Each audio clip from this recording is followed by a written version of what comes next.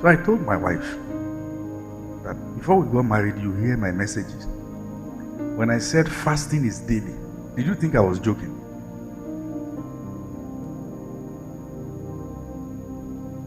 I didn't know it's going to be up to this. Sherry. But now, I had to adjust.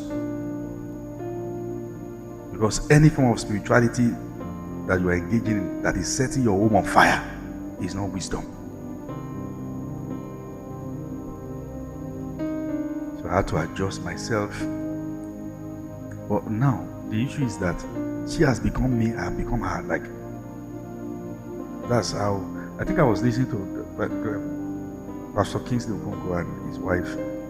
I think we were talking about when they were going to get married, the way he used to sleep, he would arrange books that you almost find no space to sleep. But now, she herself has become like that. So in marriage, two will become one, indeed.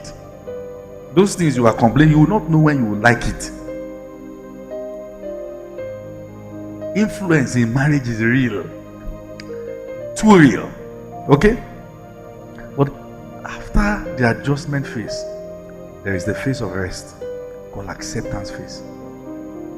That's the phase where you realize, I can't change you, but I accept you. This is who you are. I accept. You won't have peace until you get to that phase. As long as you are trying to change the person, you'll be in trouble. Consistent trouble. So how quickly you are to enter acceptance phase, that's how soon your peace begins. Women, protect your husbands. Men, protect your wives. Stop reporting your wife to your friends and vice versa. Protect your homes. A friend today can become an enemy tomorrow, but your spouse is your spouse. Don't equip outsiders with what they will use to destroy you or bring you down. You see many grandmas and grandpas, there's nothing you want to tell them about each other. Say, that's who the person is. Okay? Very, very important. So people get threatened with different thoughts around the subject of marriage. Fears like, so this person is coming and my life will change completely. And like I said, we need to join into some very serious stuff. So I said this fear could be as a result of seeing a wrong pattern or experiencing one. Because the first marriage you experience is that of your parents. And if that experience is bad, it will affect you more than they can imagine. So you have to be careful what you do with the experience.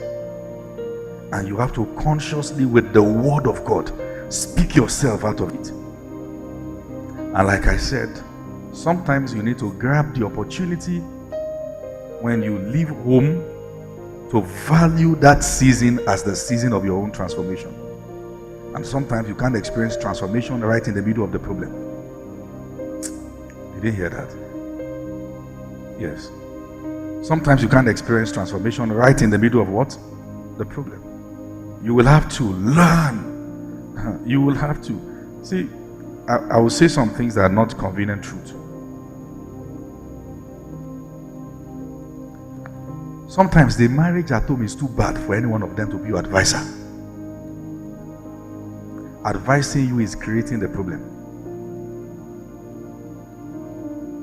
Don't look down on them. Don't insult them. Don't call them failures. But just accept the reality. My counsel of having a good home can't be from here.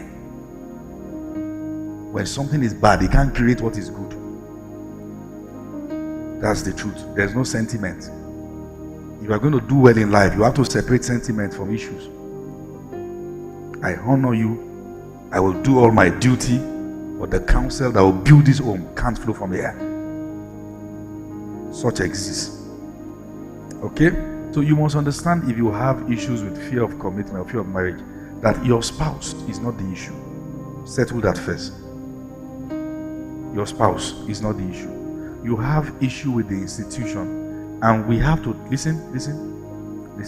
We have to trace where your own issue is coming from, because it comes from different sources.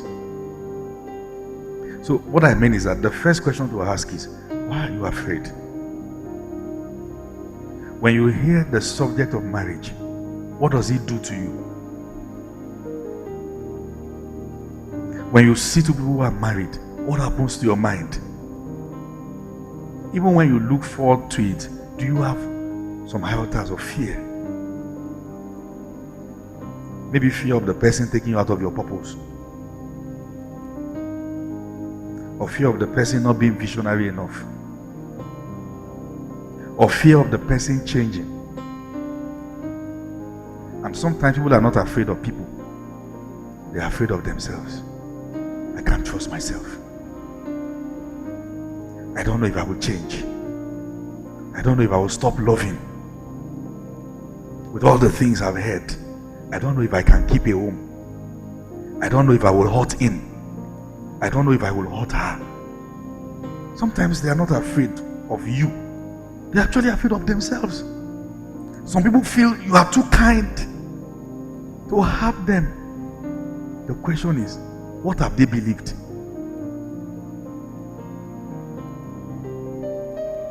Who told you that you're a bag of trouble? It is in marriage that we have leadership. We should not have a culture where a woman is underpaid and the man is paid more. It's bad. If they go through the same stress, they should be paid equally. Is that clear now? But listen to what I want to say here. There is a culture that needs to end. You seem to tell the girl child, look at you, you will not learn how to cook good food because you are going to your husband's house. Is this how you'll be cooking?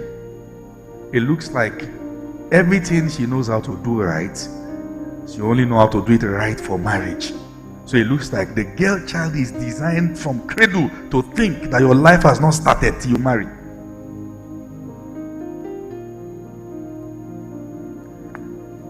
There's a big niche around that area, and permit me to offend you a bit. Your purpose as a lady can chisel around guys from your life. Never you think you don't have a say about who you want to marry. Never you think that your life is just going to be paused till he comes, then you now know what to do with your life. Two will work together because they agree.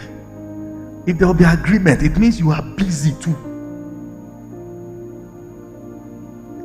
Never you die to your purpose for marriage.